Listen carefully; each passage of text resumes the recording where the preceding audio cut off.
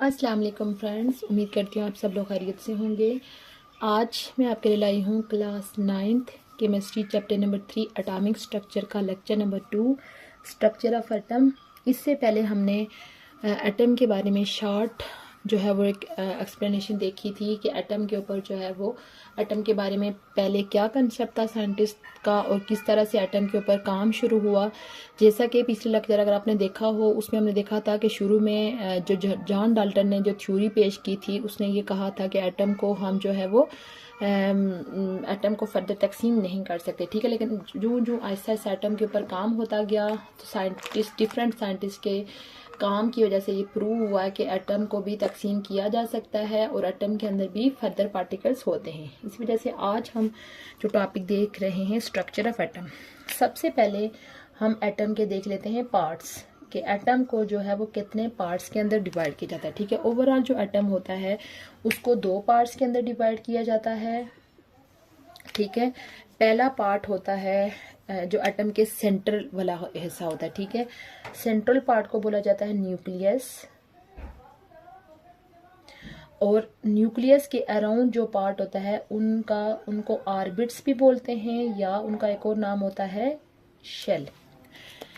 कैसे ये पार्ट्स होते हैं, यानी आप समझ लें कि ये दरमियान में इस तरह का होगा, ये होगा न्यूक्लियस, और न्यूक्लियस के अराउंड जो हैं इस तरह से होते हैं शेल। इनको शेल भी बोल सकते हैं और इनका दूसरा नाम क्या होता है ऑर्बिट। यानी कि ये जो सेंट्रल, इसको मैं अलग मार्कर से लिख लेती हूँ इस तरह से, ये हमारे पास क्या होता है न्यूक्लियस, और ये हमारे पास क्या हो गए शेल, या इनका एक और नाम होता है ऑर्बिट, ठीक है। ये हो गए एटम के 2 पार्ट्स। तो ओवरऑल अगर हम इनके मास की बात करें तो जो एटम का सेंट्रल पार्ट होता है न्यूक्लियस, एटम का टोटल मास जो होता है वो डिपेंड कर रहा होता है अपने न्यूक्लियस के ऊपर, यानी ज़्यादातर मास उसका न्यूक्लियस के अंदर ही पाया जाता है। उसके बाद सेकंड पे हम एटम के देख लेते हैं पार्टिकल्स कि एटम के अंदर जो है, यानी अगर एटम को तकसीम किया जाता है तो एटम के अंदर कौन कौन से पार्टिकल्स पाए जाते हैं, ठीक है। वैसे तो एटम के अंदर तकरीबन 100+ पार्टिकल पाए जाते हैं, बट वो सारे जो पार्टिकल्स होते हैं उनकी अमाउंट या उनकी तादाद बहुत कम होती है, इसी वजह से उनको कंसिडर नहीं किया जाता। 3 मेन पार्टिकल्स जिनको हम यहाँ पे डिस्कस करने जा रहे हैं, वो 3 पार्टिकल्स क्या होते हैं एटम के अंदर, वो होते हैं इलेक्ट्रॉन, दूसरा पार्टिकल है प्रोटॉन, और तीसरा पार्टिकल है न्यूट्रॉन। ये 3 मेन पार्टिकल एटम के अंदर प्रेजेंट होते हैं जिनको मोस्टली डिस्कस किया जाता है। इलेक्ट्रॉन को रिप्रेजेंट किया जाता है ई के साथ, प्रोटॉन को रिप्रेजेंट किया जाता है पी के साथ, और न्यूट्रॉन के लिए क्या लिखा जाता है एन लिखा जाता है, ठीक है।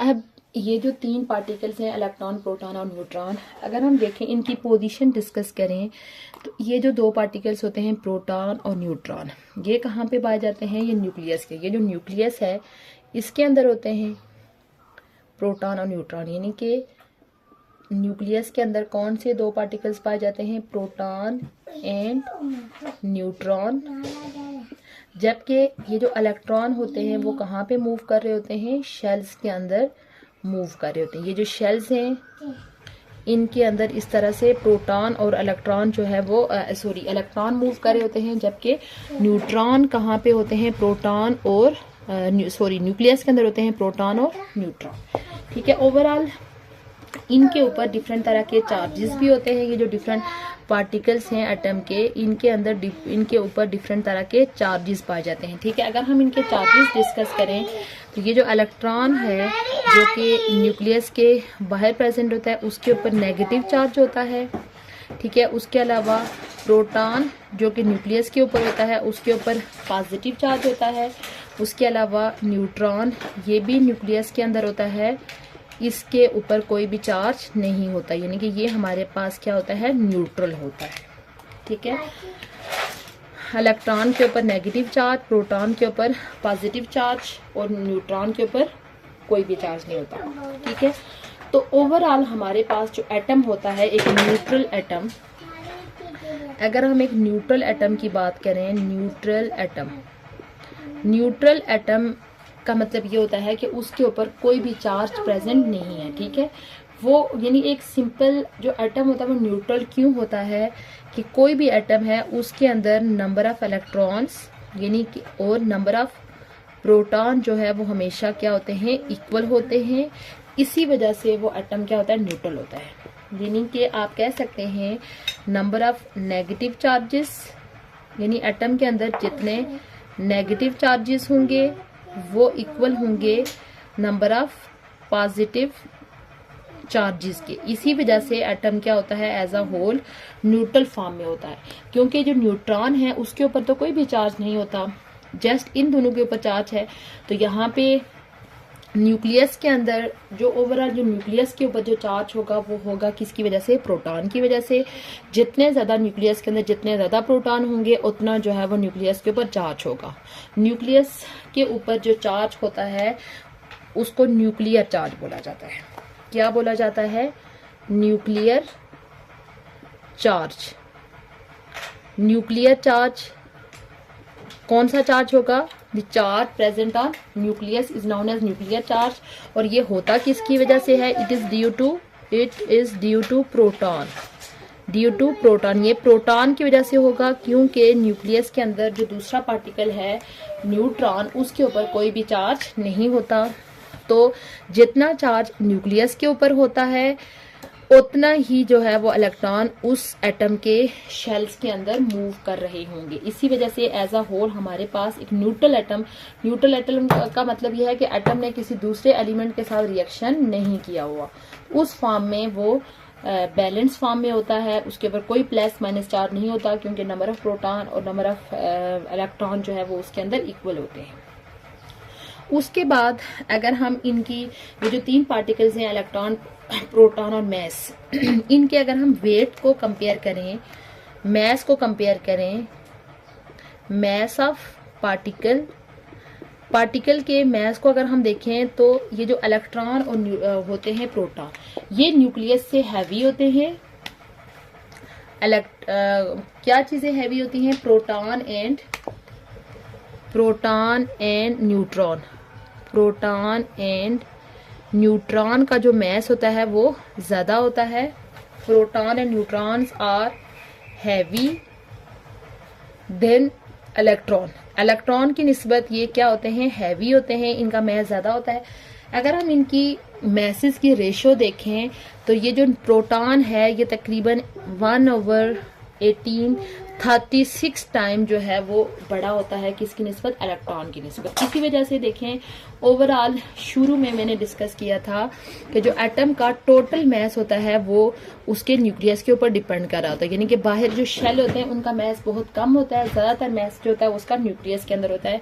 तो वो इस चीज से प्रूव हो रहा है क्योंकि उसके न्यूक्लियस के अंदर कौन से दो पार्टिकल्स प्रेजेंट हैं, प्रोटॉन और न्यूट्रॉन, जो कि इलेक्ट्रॉन की निस्बत हैवी होते हैं। इसी वजह से हम कह सकते हैं कि कोई भी एटम है उसका जो ज्यादातर मैस होगा वो डिपेंड करेगा उसके न्यूक्लियस के ऊपर। उसके बाद यहाँ पे मैंने डिस्कस किया कि एक एटम इलेक्ट्रिकली न्यूट्रल होता है क्योंकि उसके अंदर नंबर ऑफ इलेक्ट्रॉन और नंबर ऑफ प्रोटॉन्स क्या होते हैं, इक्वल होते हैं। अब ये जो इलेक्ट्रॉन और प्रोटॉन है इनके दरमियान पे एक फोर्स होती है, एक बैलेंस फोर्स, उस फोर्स को बोलते हैं इलेक्ट्रोस्टैटिक फोर्स। इलेक्ट्रोस्टैटिक फोर्स जो कि किस किस के दरमियान है, ये इलेक्ट्रोस्टैटिक फोर्स यानी कि ये फोर्स ऑफ अट्रैक्शन है और ये किस किस के दरमियान होता है, the force between the force, ठीक है, between positively charged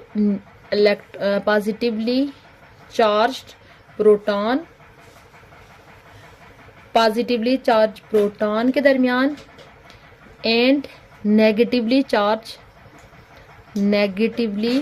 charge electron के दरमियान जो है ये फोर्स होती है। कौन सी electrostatic force, it is a force of attraction between a positively charged proton present in the nucleus and negatively charged electron present in the shells of an atom. ये फोर्स जो है वो ओवरऑल बैलेंस फोर्स होती है जो कि overall atom को एक बैलेंस फॉर्म में रखती है, ठीक है। उसके अलावा एक और चीज आपने याद रखनी है, ये हमने पीछे भी डिस्कस की थी कि जो हमारे पास एक एलिमेंट होता है एलिमेंट के अंदर जितने भी नंबर ऑफ एटम्स होते हैं वो सारे ऑलमोस्ट क्या होते हैं, सेम होते हैं। एलिमेंट्स है same number of electron, same type of electron, यानी वो सारे एक सेम होते हैं, एक जैसे होते हैं। एलिमेंट है सेम टाइप ऑफ एटम, यानी एक एलिमेंट के अंदर जितने भी नंबर ऑफ एटम्स होते हैं वो सारे क्या होते हैं, एक जैसे होते हैं। बट हमारे पास जो compound has different type of atom, different type of atom. इस लेक्चर का सम अप कर लेते हैं। आज हमने एटम का जनरल स्ट्रक्चर डिस्कस किया कि एटम के बेसिकली दो पार्ट्स होते हैं, एक होता है न्यूक्लियस और दूसरा होता है ऑर्बिट, या उसको शेल या एनर्जी लेवल्स भी बोला जाता है। अगर पार्टिकल्स की बात करें तो ओवरऑल 3 मेन पार्टिकल्स होते हैं, इलेक्ट्रॉन जिसको ई से रिप्रेजेंट करते हैं, प्रोटॉन जिसको पी से रिप्रेजेंट करते हैं, और न्यूट्रॉन जिसको एन से रिप्रेजेंट करते हैं। चार्जेस की बात करें, इलेक्ट्रॉन के ऊपर नेगेटिव चार्ज, प्रोटॉन के ऊपर पॉजिटिव चार्ज, और न्यूट्रॉन जो होता है वो न्यूट्रल होता है। और इनमें से ये जो इलेक्ट्रॉन और प्रोटॉन और न्यूट्रॉन जो होते हैं वो न्यूक्लियस के अंदर होते हैं, और जो इलेक्ट्रॉन्स होते हैं वो ऑर्बिट्स या शेल के अंदर मूव कर रहे होते हैं। एक ओवरऑल एटम जो होता है वो इलेक्ट्रिकली न्यूट्रल होता है, क्योंकि उसके अंदर नंबर ऑफ इलेक्ट्रॉन्स जो होते हैं और नंबर ऑफ प्रोटॉन्स आपस में क्या होते हैं, इक्वल होते हैं। इसी वजह से न्यूट्रॉन न्यूट्रल होने की वजह से जो न्यूक्लियस के ऊपर जितना भी चार्ज होगा वो प्रोटॉन की वजह से होता है, और न्यूक्लियस के ऊपर जो चार्ज होता है उसको न्यूक्लियर चार्ज बोला जाता है। उसके बाद इनकी अगर हम मैसेज को डिस्कस करें तो प्रोटॉन और न्यूट्रॉन जो होते हैं वो हैवी होते हैं इलेक्ट्रॉन की निस्बत, और उनकी रेशो होती है 1/1836 टाइम। प्रोटॉन और न्यूट्रॉन के हैवी होने की वजह से एटम का जो टोटल मैस होता है वो उसके न्यूक्लियस के अंदर लाई कर रहा होता है। उसके अलावा इलेक्ट्रॉन के ऊपर नेगेटिव चार्ज और प्रोटॉन के ऊपर पॉजिटिव चार्ज होता है, और उनके दरमियान एक फोर्स ऑफ अट्रैक्शन होती है जिसको इलेक्ट्रोस्टैटिक फोर्स ऑफ अट्रैक्शन बोलते हैं। उसके बाद एक एलिमेंट के अंदर जितने भी नंबर ऑफ एटम्स होते हैं वो हमेशा सेम होते हैं, जबकि कंपाउंड के अंदर जो नंबर ऑफ एटम्स होते हैं वो क्या होते हैं, डिफरेंट होते हैं। ये था हमारा आज का लेक्चर जिसमें हमने स्ट्रक्चर ऑफ एटम को डिटेल में डिस्कस किया।